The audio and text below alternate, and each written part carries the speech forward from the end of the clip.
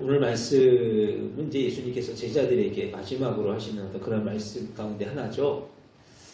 예수님께서 이 제자들에게 이제 마지막으로 하셨던 어떤 이런 말씀들, 특별히 17절, 18절 말씀해 보니까 이 두 말씀을 한마디로, 한 단어로 딱 요약을 하면 능력이라 하는 거죠. 능력.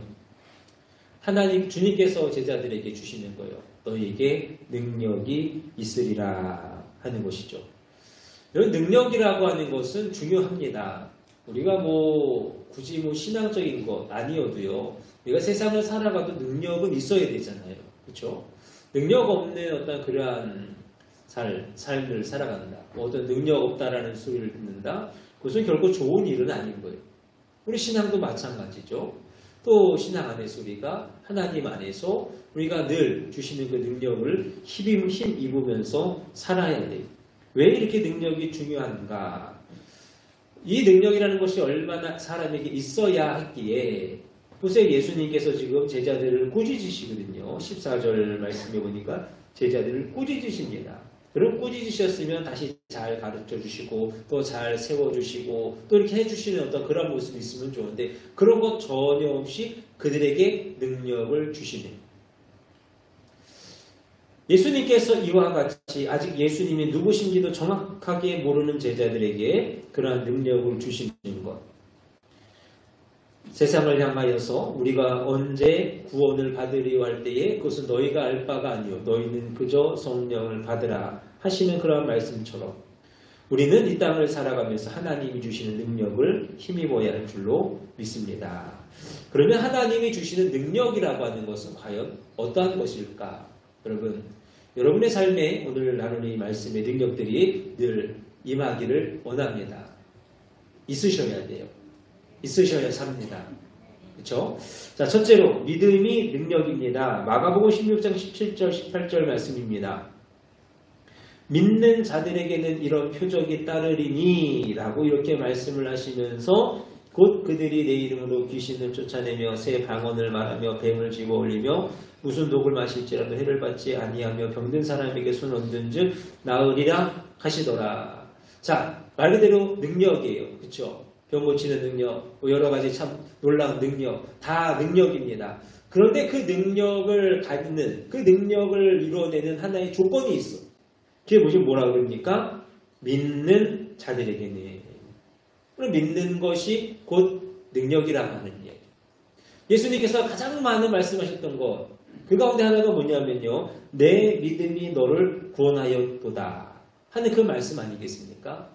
그만큼 우리의 삶에 있어서요. 믿음이라고 한다는 것은 너무나도 중요하고 또 믿음이라고 하는 것은 우리 가운데 능력이 되어지는 것. 그럼 왜 믿음을 하나님께서 그렇게 기뻐하실까? 왜 이렇게 좋아하실까? 히브리서 11장 6절 말씀. 믿음이 없이는 하나님을 기쁘시게 하지 못하나니 하나님께 나아가는 자는 반드시 그가 계신 것과 또한 그가 자기를 찾는 자들에게 상 주시는 이심을 믿어야 할지니라. 믿는 자를 하나님이 기뻐하시는 거예요.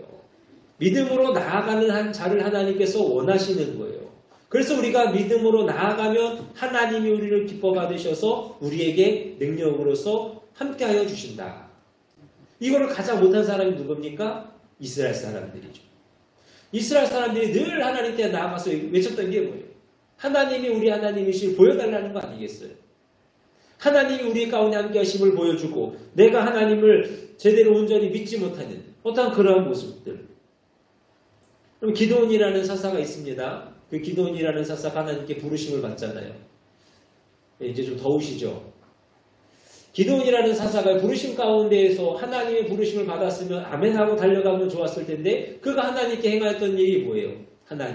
하나님이 나를 부르신 거, 나를 사사로 삼으신 거 그것에 대한 증거를 보여달라는 거잖아요. 한 번도 아니고 두 번. 계속해서 하나님께 요구하고 또 요구하는 것이 하나님이 나에게 함께 하시고 나를 사사로 세우시는 것 그것에 대한 증거를 보여달라. 그것이 우리 인간의 모습이죠. 우리도 마찬가지라고 하는 것이죠. 여러분 우리가 신앙생활을 하면서 우리가 이 땅에서 살아가면서 하나님을 믿노라 하면서도 우리의 마음에 어떤 생각이 있으냐 어떤 마음이 있어요. 무언가 나에게 보여주셨으면 좋겠고 무언가 나에게 확실하게 나타내 주셨으면 좋겠고 하는 어떠한 그러한 마음들이 분명하게 있어요. 예수님 말씀하셨거든요. 내가 너희에게 말하노니 무엇이 있는지 기도하고 구하는 것은 받은 줄로 믿으라. 구한 것이 이루어지고 그 응답의 역사가 내 삶에 나타나고 그래야 믿는 것이 아니라 구한 것은 된 걸로 믿으라고 말씀하셨어요.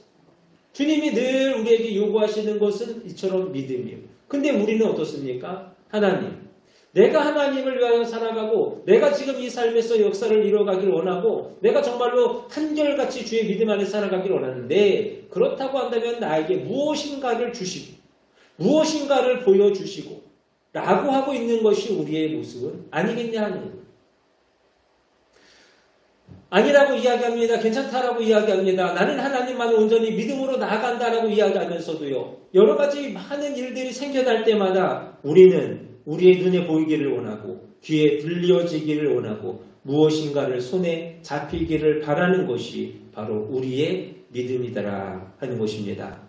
사랑하는 여러분, 우리는 오직 믿음으로 나아갈 수 있는 저와 여러분들이 되시기를 원합니다. 믿음으로가 시작이 되어졌으면 좋겠어요. 무엇 때문에 믿는 것이 아니라 믿기 때문에 우리는 하나님을 위하여서 살아가고 우리의 신앙의 삶을 살아갈 수 있는 저와 여러분들이 되실 수 있기를 바랍니다. 두 번째로 은사가 능력이라 하십니다. 고린도전서 12장 7절부터 말씀해 보니까 각 사람에게 성령을 나타내심은 유익하게 하려 하심이라. 그러시면서 지혜의 말씀, 지식, 믿음, 경고치는 능력, 예언, 영들을 분별하는 것, 각종 방언하는 것, 통역하는 것, 이러한 것의 은사에 관해서 쭉 말씀하고 계세요. 여러분, 이 은사라고 하는 것은 신앙생활을 돕는 것이죠. 그리고 하나님께서 주시는 사역을 돕는 일이 되어지고요. 또 우리가 살아가는 이 세상이 너무나도 각박하니까 우리를 도와주시기 위하여서 주신 것이 이 은사라고 하는 거예요. 그렇기 때문에요. 누구에게나 다 은사는 있어요. 다들 차이가 있을 뿐이지 누구에게나 다 은사는 있단 말이에요. 서로 다르고 서로의 어떤 그런 모습이 다를 뿐이지 모두가 다 은사를 가지고 있고 그렇기 때문에 우리는 이 은사를 잘 활용할 수 있는 자들이 되어줘야 합니다. 근데 사람들이요 그런 이야기들을 해요. 이 은사라는 것이 우리에게 꼭 필요하겠나? 라는 하는 사람들도 있죠. 나는 그냥 내 힘을 가지고 열심히 해보겠다 하는 어떤 그러한 사람들도 있고요. 또 어떤 사람들은요, 이 은사라고 하는 것이 폐하여졌다. 이미 끝났다. 라고 이렇게 이야기하는 사람들도 있고요. 또 오히려 한 걸음 더 나아가서 이 은사라는 것이 사단이 주는 것이다. 하고 그렇게까지 이야기하시는 분들도 있고요. 아니면 아예 은사라는 것에 있어서 관심이 없는 분들도 있고요. 그러나 여러분, 이 은사라고 하는 것은 하나님이 우리를 위하여서 주시는 거예요. 우리가 사명 감당하고 우리가 이 땅을 살아가고 그 모든 일들을 위하여서 하나님께서 우리에게 주시는 거예요. 그렇기 때문에 주시는 것이 하나님이라고 한다면 그것을 사용하는 것은 우리의 책임이죠.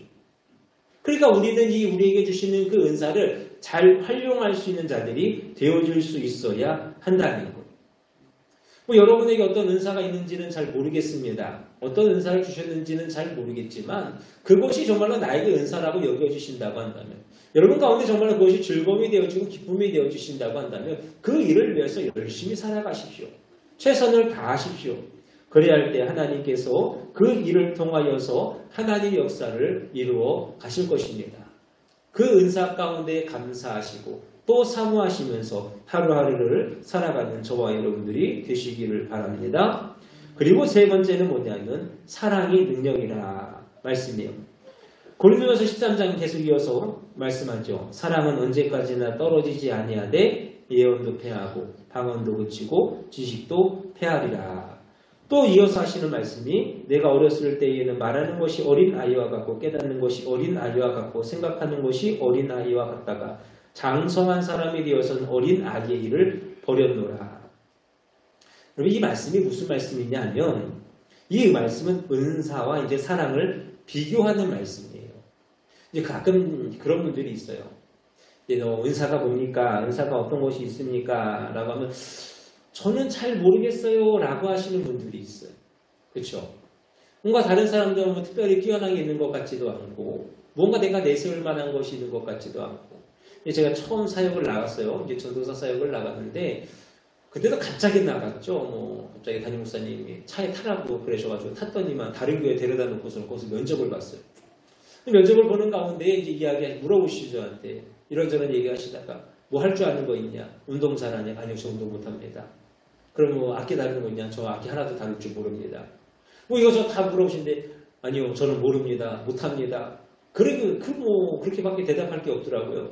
근데 마지막에 그 목사님 하시는 말씀이 뭐였냐면 그래, 열심히 하면 되지 뭐. 그 말 하시더라고요. 그때 생각을 했어요. 아, 정말 나에게는 은사라는 것이 없나? 나에게는 아무런 은사가 없이 그저 그냥 이렇게 그냥 아무런 그런 것이 내가 지금까지 살아왔나? 하는 어떤 그러한 마음. 그러나 오늘 본문에서 뭐라 그럽니까? 그 어떤 은사보다도 사랑이 큰 은사라 말씀하고 계시다는 것. 여러분, 사랑은요, 영원하다라는 것입니다. 다른 은사는요, 있다가도 사라질 수도 있고, 또 폐하였다가 다시 생겨날 수도 있고, 또 어떤 것들은 부분적일 수도 있고, 또 어떤 것들은 어찌 보면 어린아이와 같은 그러한 모습일 수도 있다고 하는 거예요. 그러나 사랑이라고 하는 것은 영원하고 부분적이지 아니하고 또 패하지도 아니하는 언제나 우리 가운데 장성한 수준에 이르는 그러한 것이기 때문에 이 사랑이야말로 가장 큰 은사가 되어지더라 하는 것이죠. 예수님께서 요한복음 14장에서 이런 말씀을 하세요. 내가 너희에게 이르는 말은 스스로 하는 것이 아니라 아버지께서 내 안에 계셔서 그의 일을 하시는 것이다. 내가 아버지 안에 거하고 아버지께서 내 안에 계심을 믿으라.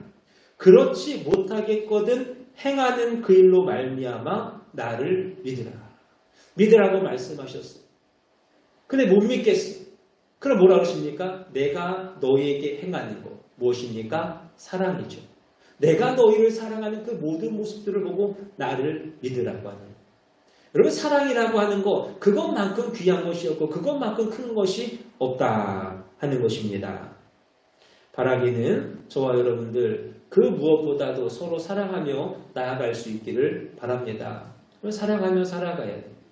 가장 큰 은사가 바로 사랑이고 그것이 우리 가운데 꼭 있어야 될 은사고 그렇기 때문에 우리는 오늘도 내일도 서로 사랑하는 일에 힘쓰며 애쓰는 그런 삶을 살아가야 할 줄로 믿습니다.